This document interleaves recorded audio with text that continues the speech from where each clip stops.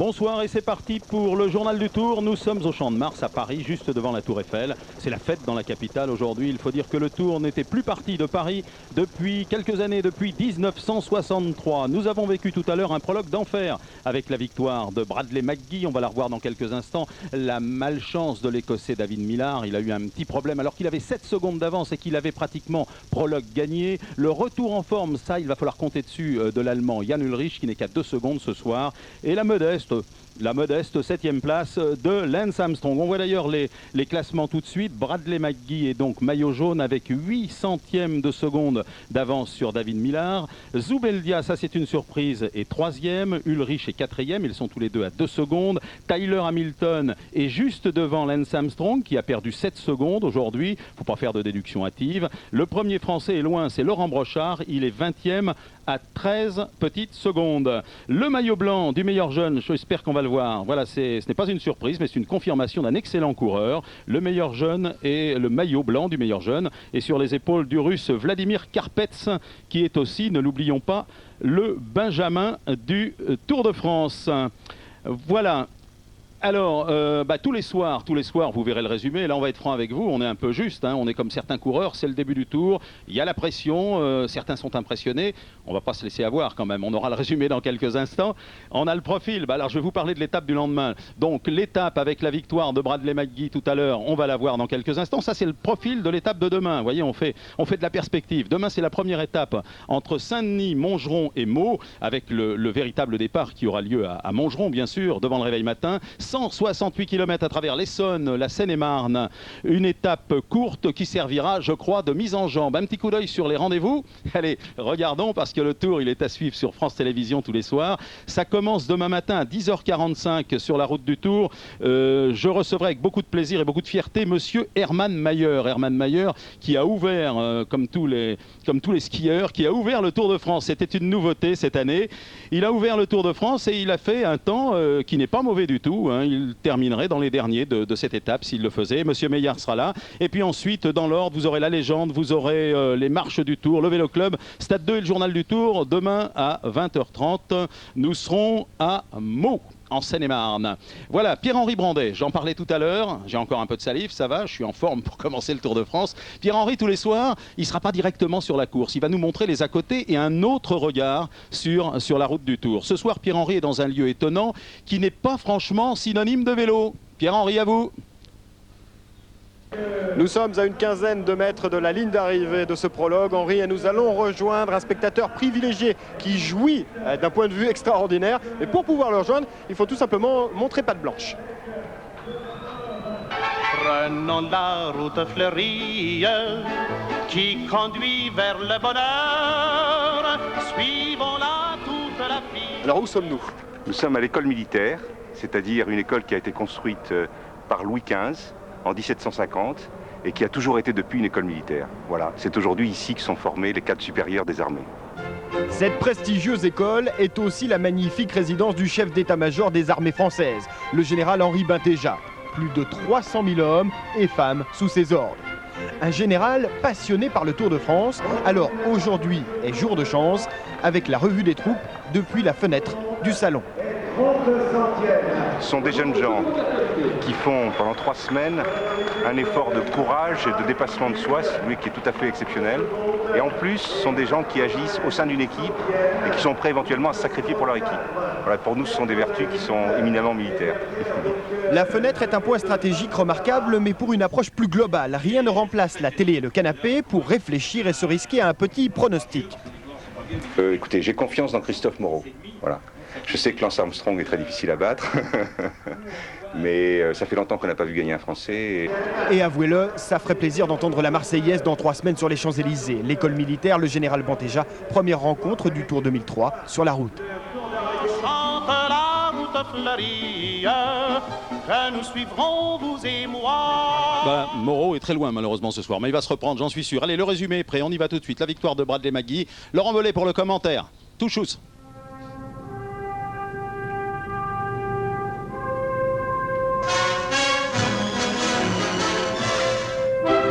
Ainsi s'est donc Paris. Paris et sa tour Eiffel au rendez-vous de l'histoire. Lorsque l'une des capitales les plus visitées du monde s'apprête pour recevoir le tour du centenaire et ses 198 prétendants. De Paris à Paris, 3427 km 500 sur les routes de France.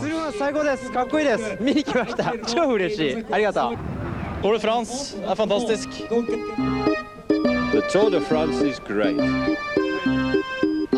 Nous, on aime le Tour de France. Dans toutes les langues, on aime le tour. Un petit bisou, et voilà déjà les choses sérieuses. Le prologue, 6 km et demi de la tour Eiffel jusqu'à la motte Piquet-Grenelle, jugée par l'expert Laurent Jalabert. Le départ est très important. Aujourd'hui, en plus, ça part en légère montée sur des pavés. Il passe derrière le Trocadéro. Après, il y a une petite descente là où les coureurs vont mettre beaucoup de braquets avant d'arriver sur des parties très droites. Les seuls virages, en fait, c'est pour sauter la Seine, où on traverse un pont. Là, il y a deux petites relances. Et le virage à l'arrivée sur des pavés, qui est un petit peu délicat à négocier, mais pour le reste, ça passe sans problème.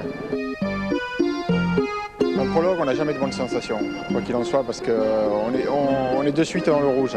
C'est au mental, parce qu'on est de suite à bloc, et donc il faut s'accrocher, il faut souffrir, il faut être un maso, quoi, complètement. Et s'accrocher pendant 8 minutes, se faire violence.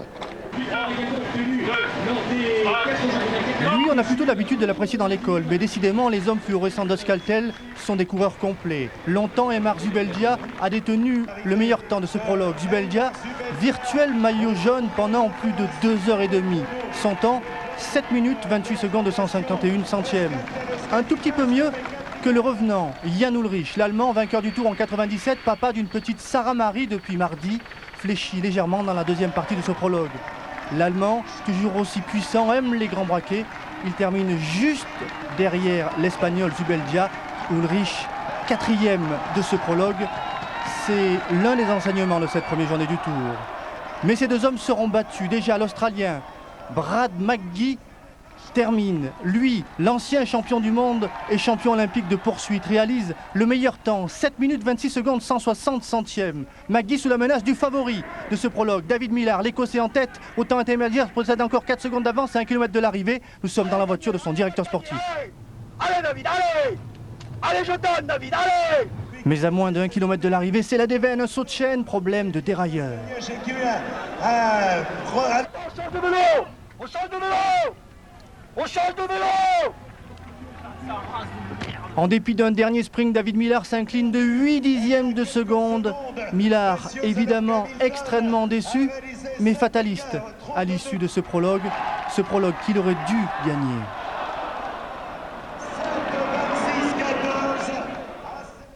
Bah non, c'est juste à sauter. J'ai accéléré en sortant du virage et ça a sauté. Voilà. Ça a sauté, ça a déjà arrivé avec le corps. C'est un problème avec nos plateaux. Et c'est bien connu, le malheur des uns fait le bonheur des autres. À 27 ans, Brad McGee, professionnel depuis 1998, remporte donc ce prologue et s'habille le premier en jaune dans ce Tour du centenaire. Une bien belle récompense pour une équipe française, fdjeux.com. Il avait les qualités pour gagner, il a su canaliser son énergie. Mais surtout ici au Tour de France, il faut bien contrôler les nerfs. Je suis très très anxieux. Et toute la journée, j'ai eu mon cœur, il était ici. Hein. Et Lance Armstrong, eh bien le quadruple vainqueur du Tour n'a pas fêté le centenaire. Sur un parcours finalement assez dur, il termine 7e à 7 secondes du vainqueur. L'Américain joue placé, sur des routes pavées, il n'a pas pris de risques inutiles, mais on retiendra tout de même que l'équipe US Postal place 4 hommes dans les 15 premiers. Peña 5e, Armstrong, Ekimov 10e et Georges Hincapie 13e.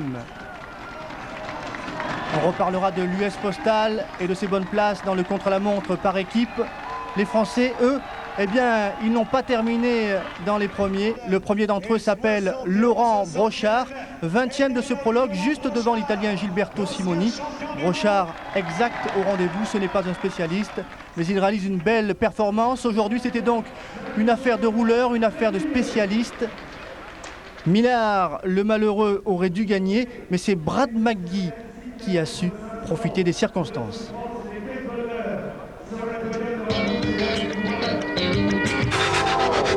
Vivez toute l'émotion du Tour de France sur France 3 avec les... Le journal du Tour en direct de Meaux en Seine-et-Marne. Nous sommes au cœur de la Brie, dans une ville qui n'avait jamais accueilli le Tour de France. 3 mots et 2 images pour résumer cette première étape du Tour. Échappée d'abord avec 3 Français qui ont tenu près de 140 km. Bravo. Chute ensuite et grosse frayeur, énorme frayeur à 400 mètres de la ligne. On y reviendra tout à l'heure. Un sprint enfin avec la belle victoire d'Alessandro Petacchi, l'Italien, qui s'était déjà imposé à 6 reprises, souvenez-vous, dans le Giro 2003. Voici tout de suite le résumé de cette belle première étape du Tour de France du centenaire avec Laurent Belay. 8 centièmes de seconde et la vie prend une toute autre dimension. Tenez, Brad McGee en plein bonheur ce matin à la rencontre de sa petite fille, évidemment assortie à papa. C'est la magie d'un maillot présenté aux Parisiens le temps d'une parade pour rejoindre le berceau du Tour, l'auberge du réveil matin, théâtre du premier départ de l'épreuve, voilà 100 ans. C'est la deuxième pause de la journée pour les coureurs avant le premier vrai départ pour 198 coureurs en quête d'un maillot que l'équipe FDJ.com doit défendre. Donc ce qu'on va faire, on va courir comme les autres.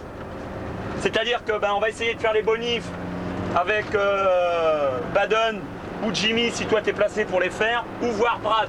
Brad, si tu peux faire une bonif ou deux, tu te gênes pas. De la parole à l'acte, kilomètre 19, voilà le premier sprint à Corbeil, ensoleillé par la tunique jaune de Brad McGee. McGee s'intercale entre Robbie McEwen, premier, Jean-Patrick Nazon, troisième. Mais l'Australien s'octroie 4 secondes de bonification, il possède 4 secondes d'avance sur Millard au classement général. L'embellie continue pour l'équipe FDJ.com lorsque Mangin récolte des points pour le classement du meilleur grimpeur.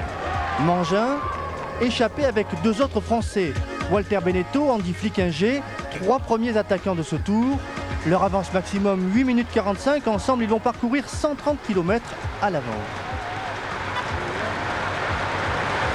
Bon, on se connaît tous très bien, 3 Français devant, donc on était motivés à 200%, je dirais. Et les belles histoires ont une fin. Benetto a voulu contrer, mais à 25 km de l'arrivée, le géant Flickinger, 1m93, se dresse sur les pédales. À ce moment-là, le peloton est déjà sur les talons des fuyards. Andy Selavi, Flickinger tente le coup. Si je vais contrer, pourquoi pas, on ne sait jamais. Avec un petit peu de réussite, ça peut le faire. Mais bon, un peloton lancé à 60 à l'heure, dans les 15 derniers kilomètres, il n'y a pas trop d'espoir. Il n'a pas tout perdu, Flickinger, grâce aux secondes récoltées dans les sprints. Il est ce soir le meilleur Français du Tour, 7e, à 11 km de l'arrivée. Voilà le peloton qui absorbe son dernier rejeton égaré, un peloton où les places sont chères, monsieur Jalabert. Les coureurs conservent leur place, chaque millimètre compte pratiquement. En tout cas pour les sprinteurs, c'est une guerre des nerfs qui commence. Et il y a une grosse tension à l'intérieur du peloton. Guerre des nerfs qui commence, dit Laurent, pour les sprinteurs avec des coureurs de la... À la flamme rouge, c'est le grand désordre. Au moins 10 équipes jouent des coudes pour placer leurs sprinteurs, notamment les Fassa Bortolo au service de Petacchi. C'est l'avant-dernier virage de la course, c'est le moment où tout bascule. Chute dans le peloton, une cinquantaine de coureurs se retrouvent sur le bitume. C'est arrivé soudainement, on m'a coupé la trajectoire, je suis tombé et les autres sont tombés sur moi. En fait, sur cette image d'hélicoptère, on voit bien la remontée de Médéric Klein en blanc qui produit un gros effort. José Gutiérrez prend son sillage, une mini-vague provoque la chute. Le Français se décale sur la gauche comme les autres coureurs. Il ne semble pas faire d'écart. Les images sont saisissantes. Les plus touchés, Tyler Hamilton, clavicule cassée, et Jimmy Casper, touché au cervical. À mon avis, il n'a rien. Mais c'est lui qui lui a dit je me plains du cervical, ne me touche pas, j'ai mal au cervical. Donc non, mais il bougeait les jambes et tout. Oui, non, mais il n'a pas perdu connaissance, mais on ne sait jamais. Le sprint maintenant, parce que 21 coureurs ont échappé à la chute. Ce sprint, il est emmené, maîtrisé, remporté par Alessandro Petacchi. Petacchi, roi de la chaussée, déjà Zabel à sa droite, McEwen à sa gauche, semble condamné aux accessites.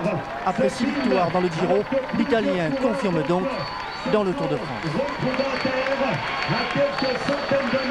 Je dois dire un grand merci à mes coéquipiers qui m'ont aidé toute la journée. Grâce à eux, j'ai pu faire un bon sprint.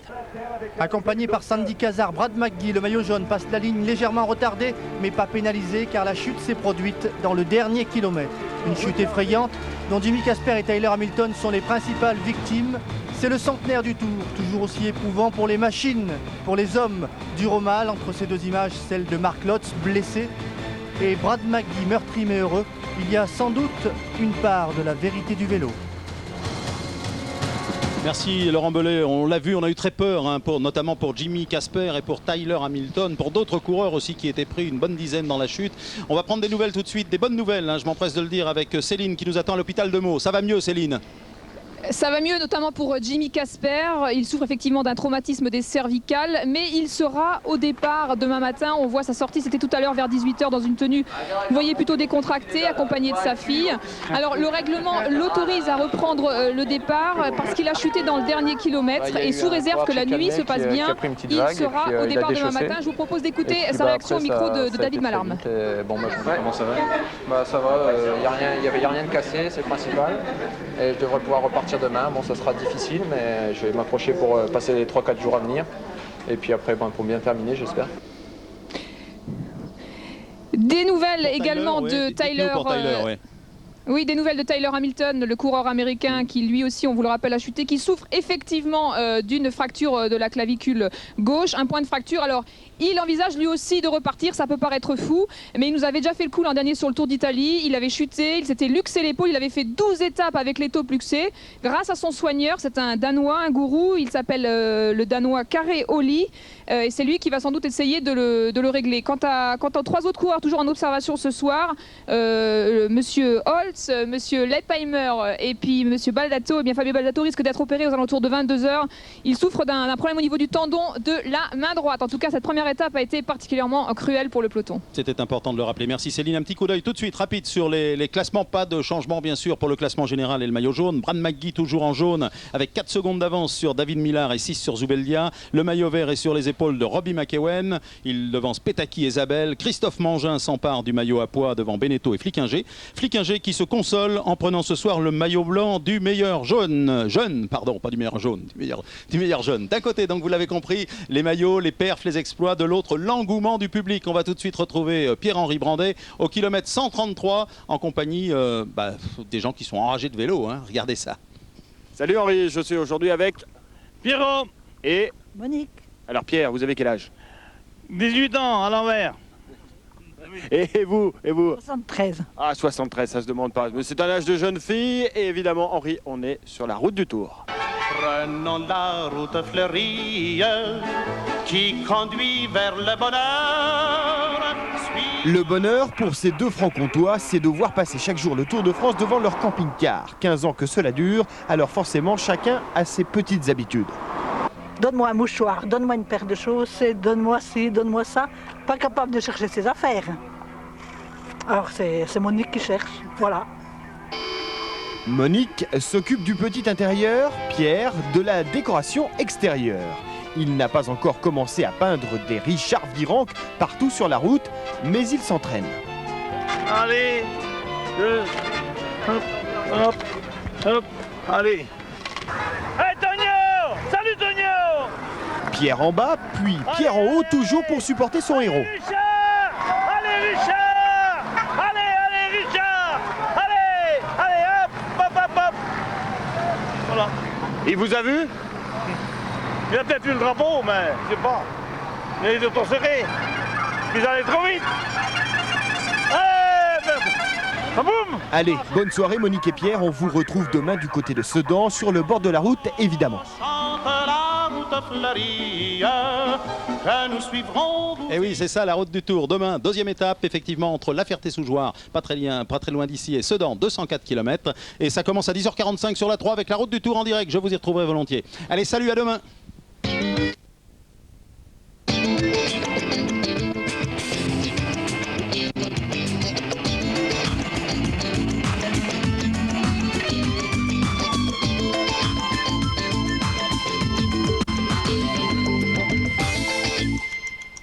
Bonsoir, c'est le journal du Tour en direct de Sedan pour évoquer la deuxième étape. Il s'agissait, vous le savez, d'une étape inédite au pied du château fort du 15e qui est le plus vaste d'Europe. Ce sont les sprinteurs qui ont une nouvelle fois fait la loi.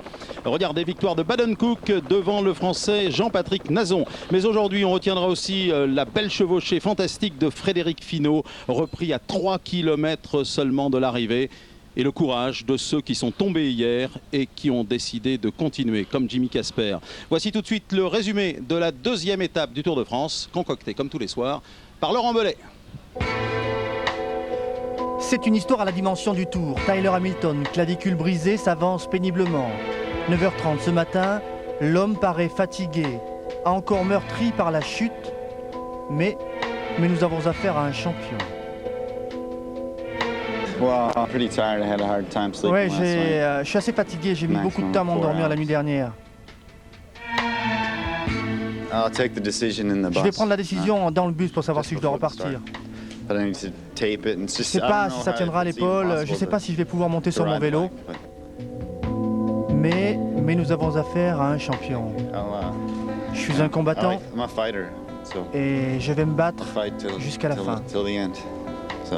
Il a le bras assez libre, mais ça fait mal bien sûr. Et bon, on verra. C'est lui qui décide.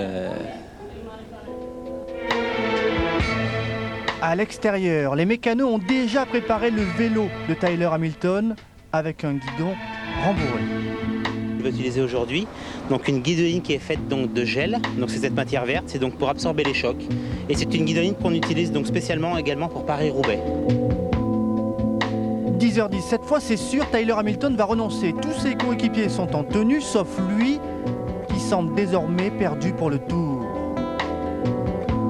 11h30, image incroyable et pourtant vraie. Tyler Hamilton, clavicule strappé sous le maillot, s'avance pour disputer une étape du Tour de France de 204 km avec une fracture de la clavicule. Ouais, c'est difficile, mais je dois essayer. Tyler Hamilton, au courage, tout comme un autre coureur de ce Tour de France. Il est français, il s'appelle Jimmy Casper, le cou protégé par une minerve, séquelle de sa cabriole d'hier sur la ligne d'arrivée. Je suis courbaturé de partout et il faut que je garde la minerve parce que de toute manière j'arriverai pas à soutenir tout le temps ma tête quand il y aurait des chocs puisque au niveau musculaire j'ai vraiment très mal. Et voilà donc un défi de plus pour les coureurs du Tour. Casper, Hamilton appartiennent toujours à un peloton amputé de 2 coureurs de l'équipe Rabobank, Lotz et Lefheimer, blessés hier, 197 coureurs au départ. Et 2 insolents pour forcer l'allure du peloton. À 199 km 500 de l'arrivée, Frédéric Finot et Lilian Jégou, 52 ans à eux deux, à la découverte du Tour, première participation, première aventure. Le Tour est trop court pour ne pas le vivre à fond, si possible loin devant, et sans aucun complexe. Ah, j'y croyais énormément. Bon, le 7 en plus c'est un jour qui me porte chance. Donc je me suis dit aujourd'hui c'est bon, ça va marquer, je vais bien marquer les esprits, je vais réussir à gagner une étape du Tour, c'est grandiose. Leur avantage maximum 11 minutes 20 à 132 km de l'arrivée pour une fugue qui a bien failli mal se terminer. Regardez, écoutez.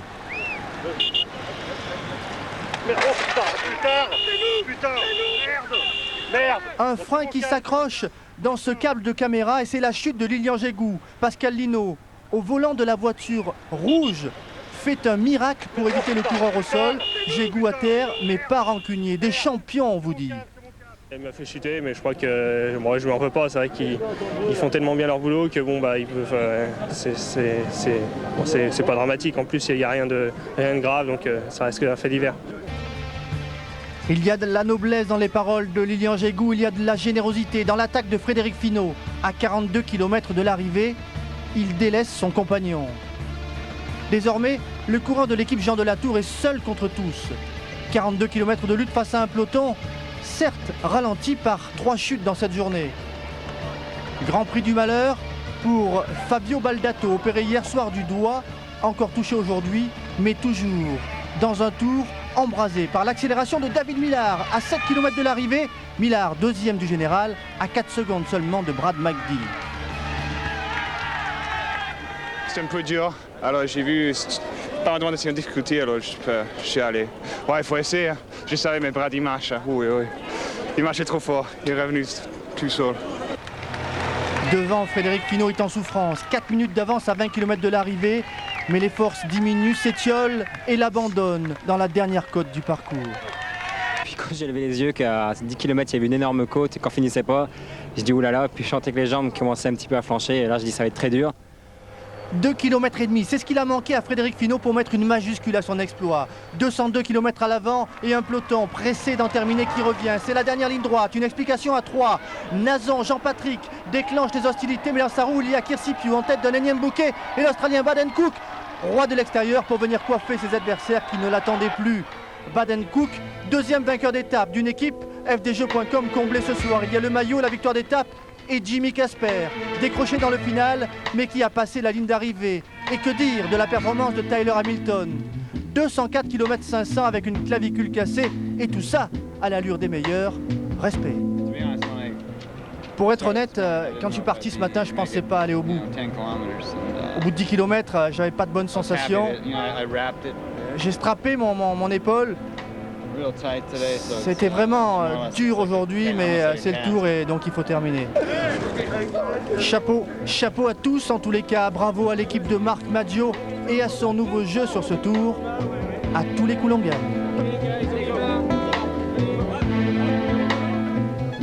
Superbe image, vous venez de la voir, la dernière, signée notre ami Didier Nérac. Aujourd'hui, on pourrait donc décerner, vous l'avez compris, un véritable prix du courage à des hommes comme Tyler Hamilton et Jimmy Casper. Casper a mal, mais ses copains gagnent, hein, vous l'avez vu, et on espère que ça va lui remonter le moral, Céline. Vous êtes avec nous en direct. Oui, je suis avec... Absolument, je suis avec deux sprinteurs, deux cow-boys, on peut le dire, du peloton. Un pour qui ça rigole, c'est Baden-Cook. Un autre qui souffre mais qui continue, c'est Jimmy. Alors Baden-Cook, vous êtes australien, c'est votre première victoire d'étape. Marc Maggio m'a dit, il est arrivé il y a 1 an avec une petite valise en t-shirt et il m'a dit, je vais tout gagner pour tout pouvoir me payer. Un jour après, vous aviez un téléphone, une voiture, un scooter, un appartement. Vous êtes vraiment un battant. Ouais, je mène que mon vie ici. J'habite en Nice maintenant. On a une petite famille australienne là-bas. Pour nous, c'est parfait. On est content là-bas. On ne pensait pas trop d'Australie. Mais vous vous battez, vous êtes un battant, vous êtes une teigne. C'est ce qu'on dit de vous dans l'équipe. Vous voulez toujours gagner, tout gagner. Ouais, pour moi, c'est normal. Je veux gagner en janvier, je veux gagner Tour de France, je veux gagner en octobre. C'est normal. 7 ans, c'était pas très bien pour moi avant. Maintenant, j'ai fait beaucoup de travail et je gagne pas beaucoup. Maintenant, c'est bien. En tout cas, Jimmy, pour vous, vous continuez demain, ça c'est une certitude. Avec la Minerve, on verra bien après. J'imagine que ça doit vous stimuler de voir Baden gagner. Oui, c'est clair que j'ai pas fait tout ça pour abandonner maintenant. Mais c'est vrai que de voir Baden gagner, ça donne des idées. Plus que lui, il avait chuté lors du Dauphiné. Donc je me dis pourquoi que ça sourirait pas pour moi d'ici une dizaine de jours. On y croit, voilà. À demain, Henri, pour de nouvelles aventures. Ouais, salut Jimmy, on est avec toi, tous les Picards et tous les autres, toute la France entière. Et maintenant, un petit clin d'œil sur le bord de la route. Au kilomètre 55, Pierre-Henri Brandet est passé, il est allé voir passer le peloton, mais il avait visiblement la tête ailleurs. Pierre-Henri ? Lara, Verena, Steffi, Mathias, mannequin, tous les 4. Kai, photographe de mode. Nous sommes au kilomètre 55, évidemment Henri, sur la route du Tour. Prenons la route fleurie qui conduit vers le bonheur.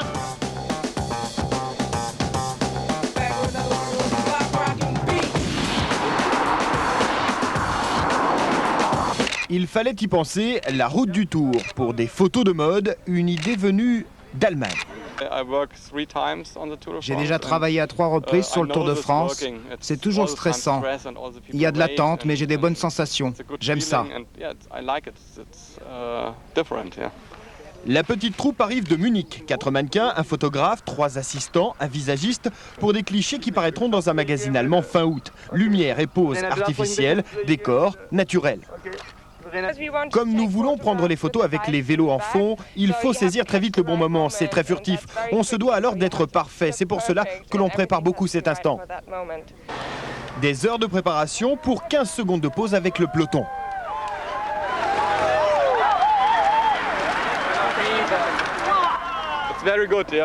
C'est très bien. Je pense que nous avons tout dans l'image, les filles et le peloton. C'est parfait. Auf Wiedersehen et à bientôt sur papier glacé ou sur le Tour. Il fallait pas se rater, hein, ça va vite. Voilà, à demain, 20h30, nous serons en direct de Saint-Dizier. Salut.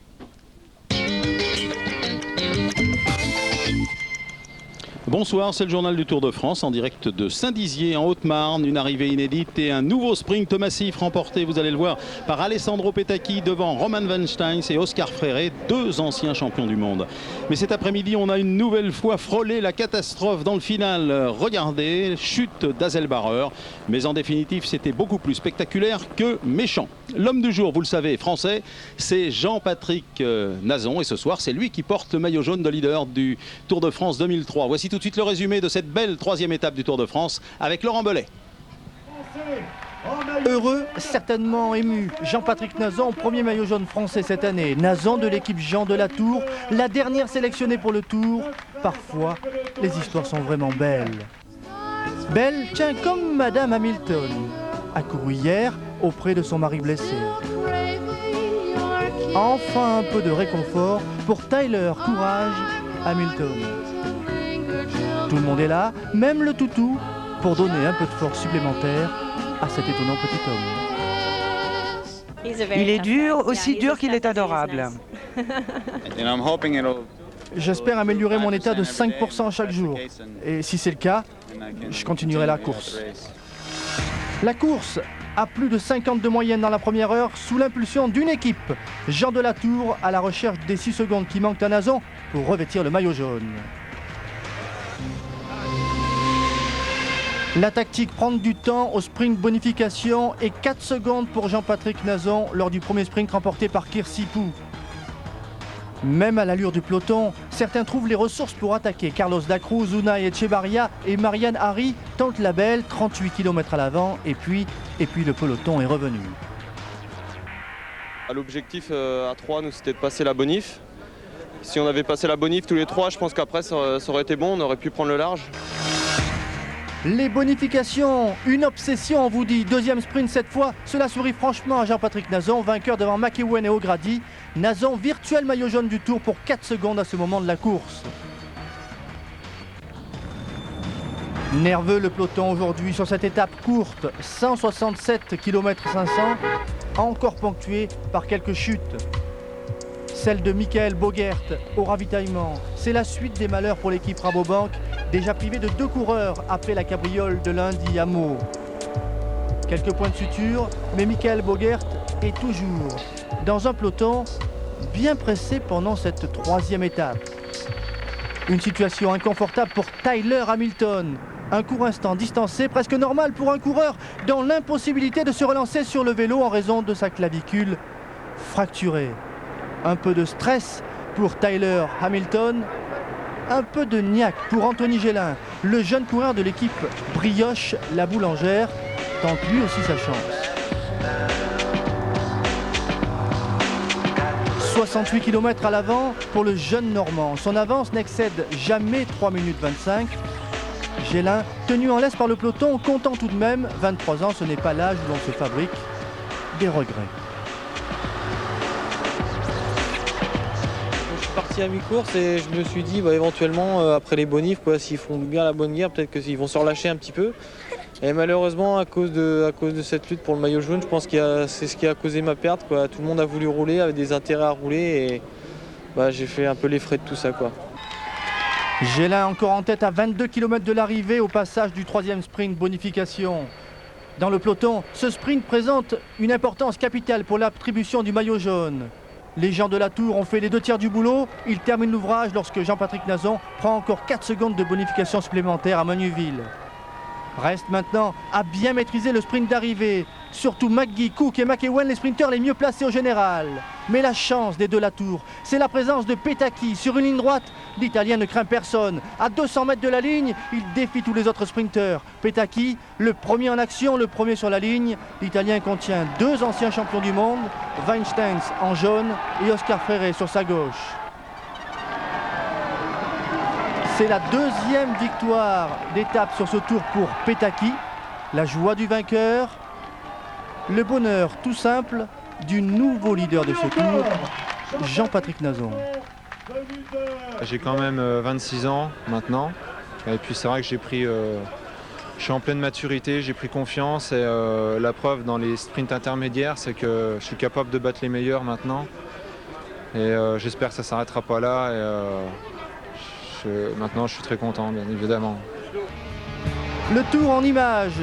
José Babelocchi, un petit problème de pied, aucun souci. Intervention haute voltige, décidément. Il nous étonne, ces coureurs du tour, dans le bon sens. Dans le mauvais sens aussi, lorsque l'Autrichien Hasselbacher tente le sprint, mais à l'horizontale. Dangereux pour lui. Plus dangereux encore pour ses copains, heureusement. Hasselbacher a été le seul au tapis. Il a passé la ligne d'arrivée. Derrière les autres coureurs, derrière celui que l'on considère comme le géant de ce début de tour, Tyler, Courage, Hamilton, au bout de sa deuxième journée de souffrance, respect total. Ouais, c'était une autre journée, c'était plus dur qu'hier. Ça allait beaucoup plus vite. Lot of speed. Et demain, il faudra tirer sur le guidon pour un effrayant contre-la-montre par équipe, mais demain, ce sera un autre jour, un jour tout ensoleillé pour le nouveau maillot jaune de ce tour, Jean-Patrick Nazon. Voilà, Jean-Patrick Nazon en jaune, on est tous contents dans le clan français et on vient de le voir à l'instant même. C'est une belle récompense en tous les cas pour l'équipe Jean Delatour. Je suppose, Céline, qu'une petite fête est prévue ce soir, mais j'ai bien dit petite, parce que demain il y a une étape qui va faire mal contre la montre par équipe. Toujours très dur. Ouais, c'est toujours très dur. En attendant, ici, on ne vous a pas attendu pour faire la fête. Voyons, on s'est mis à table avec toute l'équipe. C'est un vrai bonheur pour cette petite équipe qui court après ce maillot depuis très longtemps. Jean-Patrick, est-ce qu'on peut dire que c'est pour vous votre plus beau jour de votre vie de coureur ? J'espère qu'il y en aura d'autres, mais c'est vrai qu'actuellement, c'est vrai que c'est le plus beau jour. Il n'y a pas photo et moi j'espère que ça ne s'arrêtera pas là. Et pour l'équipe, c'est sympa aussi. Le maillot, la jaune, vous l'avez envie de le toucher. On va se lever, on va même le boire, ce champagne, avec...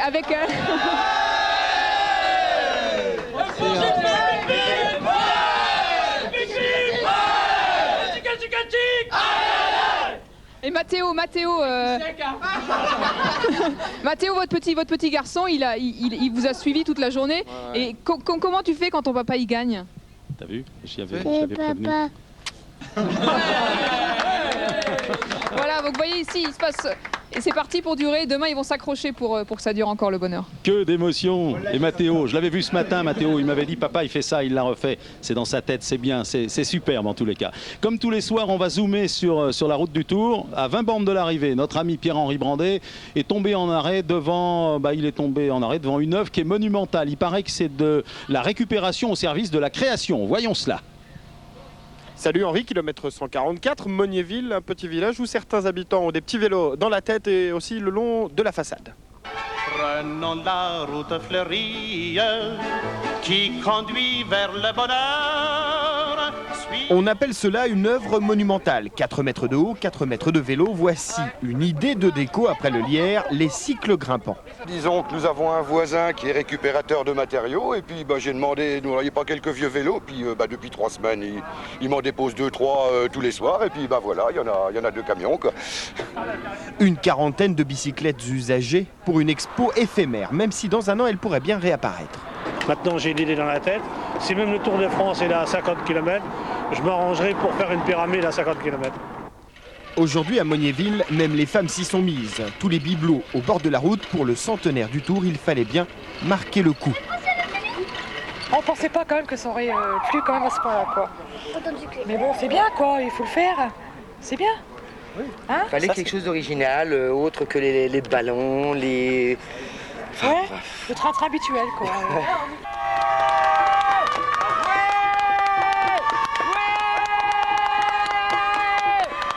Ah là, c'est super. Tu veux un petit manège flamant rouge? Moi, je pensais pas que c'était super comme ça. Ah, mais tout se passe. À bientôt. Allez, bon courage. À l'année prochaine. Oh, ça m'étonnerait, mon pauvre chéri.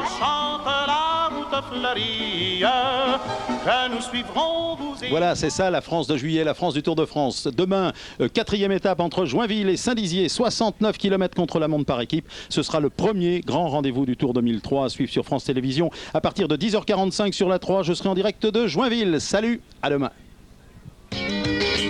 C'était aujourd'hui la journée des premières d'ailleurs.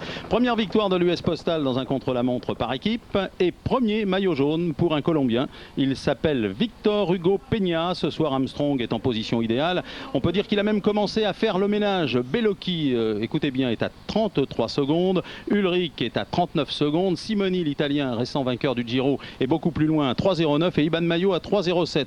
En revanche, bonne journée pour Richard Virenque. Bon coup aujourd'hui. On va le retrouver tout de suite en direct aux côtés de Céline Géraud. On verra le résumé tout de suite après. Richard et Céline. Oui, Henri, on est avec Richard. Ils viennent de passer à table. Vous ne manquez rien. Ce soir, c'est poulet, pâtes, salade, régime. Mais attention, joli coup pour vous aujourd'hui. 1,23 seulement des premiers. Vraiment beaucoup pour l'équipe. Oui, l'objectif c'était de faire les 5 premiers du contre-la-montre par équipe et comme on avait de bonnes locomotives, tout a bien fonctionné et l'équipe Quick-Step Davitamon se porte bien et j'espère qu'elle se portera encore très bien d'ici les Alpes. Oui, parce que là on y arrive, c'est la première fois d'ailleurs depuis que vous êtes dans cette équipe, dans une équipe que vous avez moins de 3 minutes de retard, on en veut dire après le contre-la-montre. On sait que vous jouez pas le général, mais là la montagne c'est un peu votre jardin, on arrive à Morzine, vous avez envie de frapper un coup là, si c'est pas samedi, dimanche, racontez-nous un peu comment vous vous sentez. Avant d'arriver à Marseille, c'est clair que j'aimerais me sonder et les Alpes vont arriver. Je crois qu'on a une bonne équipe pour un peu dynamiter les choses et j'espère que les jambes vont me suivre. Donc pour l'instant, tout va bien. Et ce maillot à poids, vous y croyez? Vous avez envie de le ramasser encore une fois? Oui, je pense que c'est dans ma possibilité. C'est une chose dont je sais faire. J'ai déjà fait 5 fois et je pense que l'objectif est possible. Bon, après, on va voir s'il est réalisable ou pas, mais ça, une victoire d'étape, c'est dans la possibilité. Le général, c'est un peu plus dur, donc on va faire dans les choses possibles. Comme ça, vous égaleriez le record de Bahamontes et de Van Imp. On va y croire, on vous passe la main et on va finir de manger tranquillement. Merci, on retrouvera Richard bien sûr dans les jours qui viennent, avant les Alpes ou après les Alpes, avant les Pyrénées. Un petit coup d'œil sur les classements et sur les maillots et on verra le résumé, je vous rassure, dans quelques minutes. Alors le jaune, Victor Hugo Peña s'empare du maillot jaune avec une petite seconde d'avance sur Armstrong, c'est la conséquence du prologue, et 5 sur Ekimov. Bellocchi est un peu plus loin, il est 9e et Ulrich 12e. Pour le vert, pas de changement, c'est toujours McEwen l'Australien devant Zabel et Petacchi l'Italien. Mangin, ne l'oublions pas, toujours le maillot à poids sur les épaules. Il n'avait rien à prendre aujourd'hui. Enfin, c'est Vladimir Karpets qui reprend le maillot blanc. Il précède ses coéquipiers Menchov et Petrov. Toujours pas de résumé, faites-moi un petit signe. Non, on le cale. Bon, dans quelques minutes alors. J'ai le temps de passer à un autre sujet? D'accord. C'est bon, alors c'est parti. Résumé de la 4e étape, concocté comme tous les soirs par Laurent Belay. La grande roue de la fortune ou de l'infortune. C'est aujourd'hui que se dévoilent les hommes forts du Tour. Entre Joinville et Saint-Dizier, 69 km contre la montre par équipe qui consacre ce soir un Grégario, un équipier Victor Hugo Peña, premier Colombien en jaune. Ce maillot promis à son leader, ultérieurement Lance Armstrong. Toujours exact dans les grands rendez-vous. Ces moments que veut revivre Jan Ullrich, dont on va savoir aujourd'hui s'il a les moyens des ambitions qu'on lui prête. Ullrich, Bellocchi et son équipe Once toujours à l'aise dans ce type d'effort, grâce à une organisation sans faille et Botero le Colombien, tous rivaux potentiels d'Armstrong, unis dans la crainte de cet effort collectif. Comme on dit toujours, contre la montre par équipe, c'est une cause de merde. Tout peut passer. On ne sait jamais, il y a de moins d'accidents, un mauvais jour, des choses comme ça. Je crois qu'il n'y a aucun coureur dans le Tour qui vraiment dire « moi j'aime ça ». Ils sont tous peurs. Un sentiment justifié pour Botero, l'un des battus de cette journée. Certes, l'équipe Télécom termine 6e de ce chrono, mais on attendait un petit peu mieux. Le temps perdu aujourd'hui par Botero et Vinokourov sur Armstrong, 1 minute et 30 secondes. L'autre perdant, c'est lui, Gilberto Simoni, pressé de défier Armstrong à son arrivée sur le Tour. Aujourd'hui, ses paroles semblent au-dessus des forces de l'Italien. Son équipe, 17e, laisse 3 minutes 2 secondes sur les routes de la Haute-Marne. C'est un peu plus que ce que les Cofidis ont concédé, 14e seulement à 2 minutes et 6 secondes de l'équipe de Lance Armstrong. Même les relais appuyés de David Millar n'ont pas suffi pour rouler au niveau des meilleurs. Et puis il y a les performances. En premier lieu, celle de Tyler Courage Hamilton, clavicule cassée, forcément menacé sur un exercice aussi éprouvant que l'équipe entend disputer à fond. De toute façon, on a parlé de ça, et si ça va pas, ça va pas. Et il fait ce qu'il peut, et puis après, Ce qu'on veut, c'est rouler le plus vite possible. Même dans ces conditions, Hamilton n'a pas cédé. 10e, les CSC concèdent 1 minute 45 avec un Tyler Hamilton plus épatant de jour en jour. C'est la grande performance de cette journée, un véritable exploit. Bien partis, les Banesto ont légèrement faibli dans le final. Ils terminent au pied du podium, 4e à 1 minute 05 des vainqueurs. Banesto, une équipe dont il faudra se méfier avec Menchov, Mancebo, Mercado ou encore l'ancien champion du monde amateur, le mystérieux Yevgeny Petrov. L'autre performance de cette journée, c'est l'équipe de Richard Virenque qui l'a réalisé. Quick Step, 5e de l'étape avec un étonnant Michael Rogers qui a souffert aujourd'hui. C'était dur, il y avait beaucoup de vent, de côté, mais on a bien roulé aujourd'hui, c'est une bonne performance. Le podium enfin, 3e, l'équipe Bianchi de Jan Ullrich. Parti prudemment, la formation de l'ancien vainqueur du Tour s'est retrouvée dans la deuxième partie du parcours. La prestation de Jan Ullrich, très actif cet après-midi, n'a échappé à personne, même s'il concède 43 secondes sur Lance Armstrong. Tout comme ceux qui ont longtemps dominé ce chrono, l'équipe Once, partie très tôt, sans véritable point de repère, les Espagnols et leur leader Joseba Bellocchi terminent tout de même 2e à 30 secondes des vainqueurs. Bellocchi très régulier, éternel prétendant, sinon à la victoire finale, en tous les cas au podium. Soit en dessous de Lance Armstrong, dont l'équipe US Postal remporte pour la première fois un contre-la-montre par équipe sur le Tour. Cet après-midi, le train bleu de Lance Armstrong a roulé comme le vent dans cet exercice collectif qui place désormais Armstrong en position idéale sur ce Tour de France.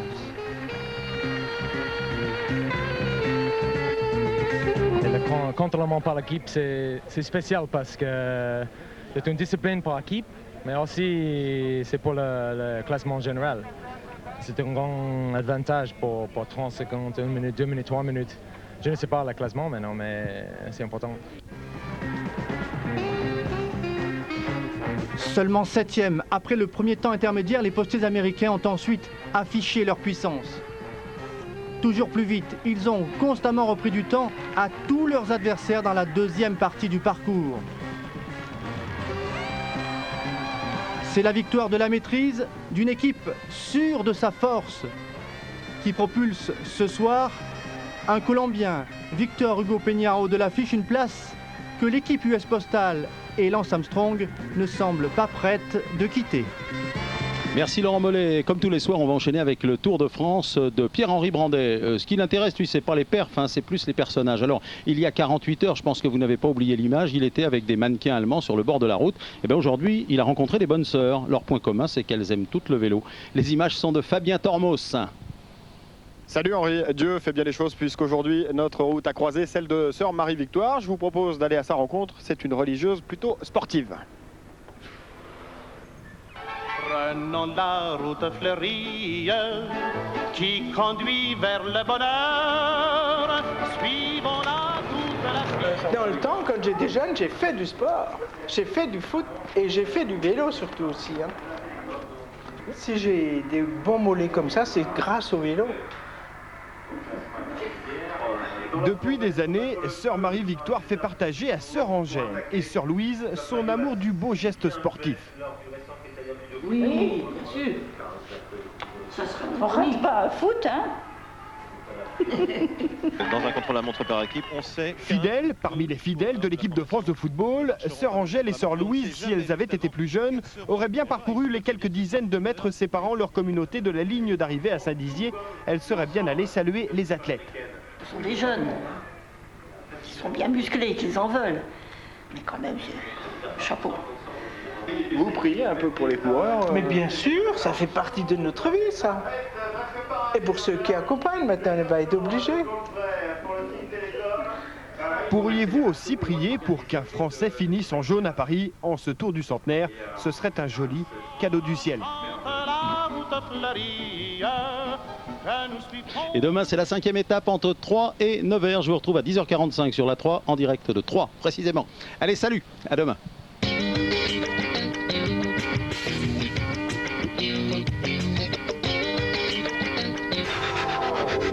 Vivez toute l'émotion du Tour de France sur France 3 avec les supermarchés et hypermarchés champions.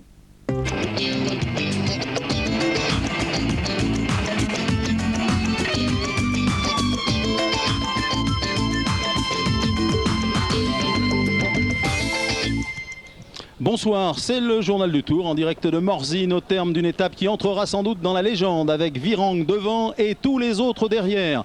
11 ans après, Virenque retrouve le maillot jaune, une victoire et un coup d'audace que personne n'avait vraiment imaginé ce matin au départ de Lyon. Grâce à Laurent Belay et à toutes nos équipes, voici donc un résumé complet de cette 7e étape du Tour de France, la première grande étape de montagne avec le triomphe du roi Richard, la déroute de Bottero et Simoni, deux autres favoris du Tour, et la détresse des sprinteurs. On y va. De toutes les couleurs. On en a vu de toutes les couleurs aujourd'hui. Pour une étape comme le Tour les aime. Indécise, pleine de rebondissements, haute en couleur, jaune pour finir sur les épaules de Richard Virenque. Je suis vraiment un homme comblé. C'était plus une étape, mais le maillot jaune qui me tombe dessus, quoi, c'est magique. Bon, je vais défendre mon maillot à poids parce que je pense que j'ai la prétention de pouvoir le gagner. Bon, le maillot jaune pour moi c'est un peu mission impossible. Pour le départ, stop. Vous ne rêvez pas, kilomètre zéro, voilà la première attaque de la journée alors que l'on aborde l'étape la plus longue du Tour, 230 km 500, 5 cols, il en faut plus pour effrayer Benoît Poilvé. Mon ambition c'est pas de rester dans les roues et d'attendre le final dans le col de la Ramaz et puis d'être avec les meilleurs en haut, quoi. Bon. Je pense que si j'étais resté dans les roues, je sais pas si j'aurais pu suivre les costauds, donc je préfère me faire plaisir, bon ça aurait pu ne pas marcher. Benoît Poilvé, initiateur de ce joli coup avec de sacrés associés. Rolf Aldag, rouleur des télécoms, Médéric Klein, coureur dynamique des Cofidis et le champion d'Italie, Paolo Bettini. Leur avance s'accroît, notamment lorsque le peloton est ralenti par une chute. Accompagné du 203 Bertolini. Tauler, comme d'autres coureurs, Sastre, Basso, Bertolini, Baden-Cook, ce sont les dangers de la plus grande course du monde. Quelques plaies avant d'aborder les bosses.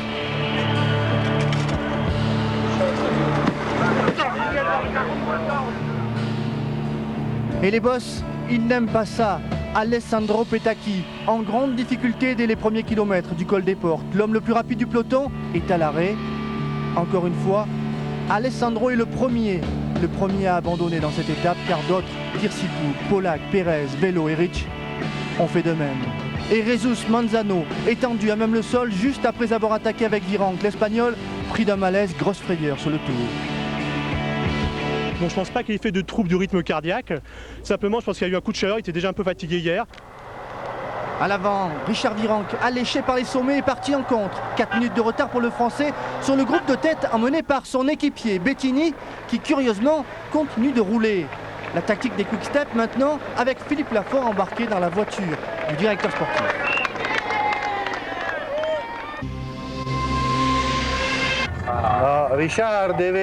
Maintenant, Richard ne comblera jamais 3 minutes tout seul. Et le peloton est à 2 minutes derrière. Donc il fait les points du meilleur grimpeur et ensuite il attend le peloton, sinon ça vaut pas la peine. Mais Richard Virenque continue, il est en forme, pas question d'attendre le peloton, changement de tactique. Wilfred, tu m'entends ? Tu dis à Bettini qu'il doit attendre Virenque. Il a réussi à prendre 4 minutes d'avance sur le peloton. Message transmis à l'avant par Wilfried Peters dans l'échappée. Bettini ne prend plus les relais et Aldag n'apprécie pas.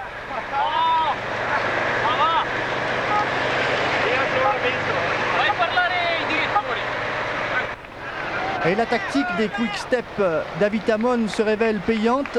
Bientôt ils sont 5 à l'avant et bientôt 4 après la défection de Médéric Klein.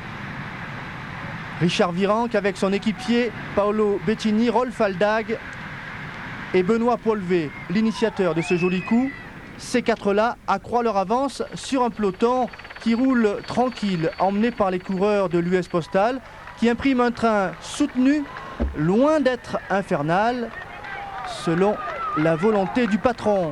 Lance Armstrong, serein, sûr de sa force, jamais en danger. Même lorsqu'un passage à niveau stoppe l'avance du peloton. Le peloton pointé à 7 minutes 10 des échappés au bas de la côte de Ramaz.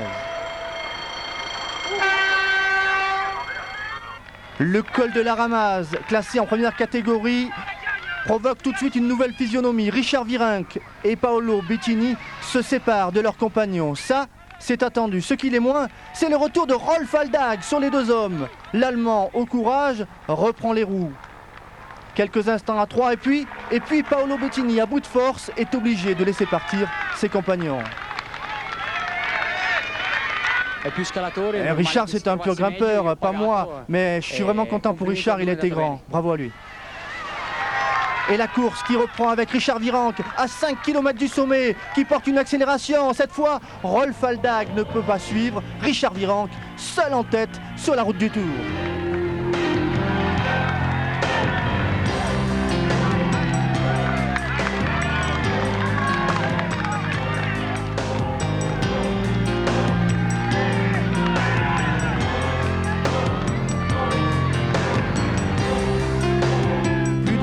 D'avance pour Virenque au sommet du col de la Ramaz. Derrière, Vinokourov tente de lâcher le groupe Armstrong, mais le Kazakh a présumé de ses forces sur les dernières pentes du col de la Ramaz. Il est repris par le groupe Armstrong, un groupe auquel n'appartient plus l'Italien vainqueur du Giro, Gilberto Simoni, qui aujourd'hui a perdu 10 minutes 21 secondes et sans doute toutes ses chances de figurer sur le podium du Tour de France. Même punition pour Santiago Botero, 4e du Tour 2002. Il a perdu 10 minutes 21 secondes, le temps d'une ascension. C'est l'une des plus belles victoires pour Richard Virenque, qui arrive seul à Morzine, s'impose avec 2 minutes 29 d'avance sur Rolf Aldag. Virenque au bout de l'effort. Je voulais faire quelque chose de grand sur ce Tour du centenaire et je crois que je commence bien la montagne. C'est magique en plus avec un maillot jaune sur le dos. Demain ça va être la folie. Demain, il y aura une grande étape avec Lance Armstrong, si facile aujourd'hui, tout comme Jan Ullrich, l'Allemand impressionnant, et Christophe Moreau, 6e d'une étape bien maîtrisée. J'ai le droit d'y croire et largement. Je crois que je vais vraiment me concentrer demain. Et puis on va continuer comme ça parce que ça fait énormément de bien. A noter la belle 3e place de Sylvain Chavanel à l'attaque dans le final, qui termine devant le groupe emmené par Michael Rogers, avec Armstrong, Ullrich, Bellocchi, mais aussi Tyler Hamilton, encore étonnant aujourd'hui avec une fracture de la clavicule. 46 coureurs à 4 minutes 03 du papa, sans doute le plus fatigué, mais le plus heureux de tout le peloton. Quelle image. Voilà, grande étape de montagne, c'était la première et bouleversement complet, vous l'avez compris, dans tous les classements et pour tous les maillots. Regardez, ce soir donc Virenque est en jaune avec 2,37 d'avance sur Lance Armstrong. Après l'abandon de Petaki, c'est Baden-Cook qui s'empare du maillot vert devant Robbie McEwen. En plus du jaune, Virenque hérite également évidemment du maillot à pois, mais c'est Aldag, l'Allemand, qui le portera demain. Enfin, le maillot blanc est désormais sur les épaules de Denis Menchoff. Voilà, comme tous les soirs, voici un petit coup d'œil sur la route du Tour. Kilomètre 150, Pierre-Henri nous offre une petite escapade champêtre. Salut Henri, 150e kilomètre, nous sommes à Vauvray en Borne, nous sommes en Haute-Savoie et c'est ici, dans ce petit village, que nous avons retrouvé le peloton groupé. Prenons la route fleurie qui conduit vers le bonheur.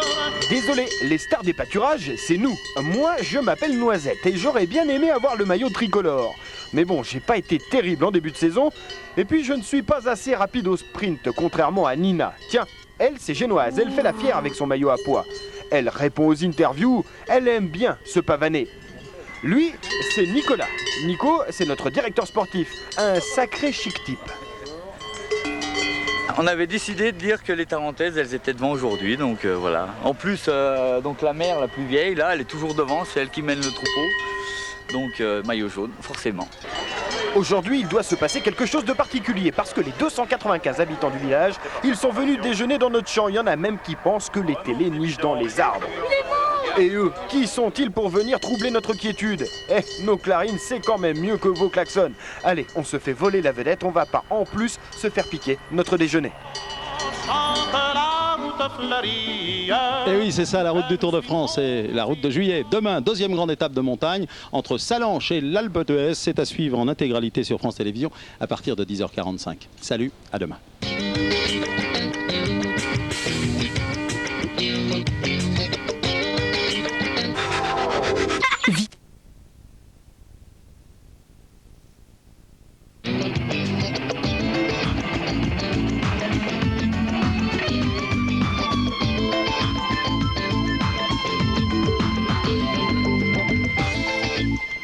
Bonsoir, c'est le journal du Tour de France en direct de Gap. 19e arrivée dans la préfecture des Hautes-Alpes et finale extrêmement mouvementée cet après-midi avec, vous le voyez, la chute et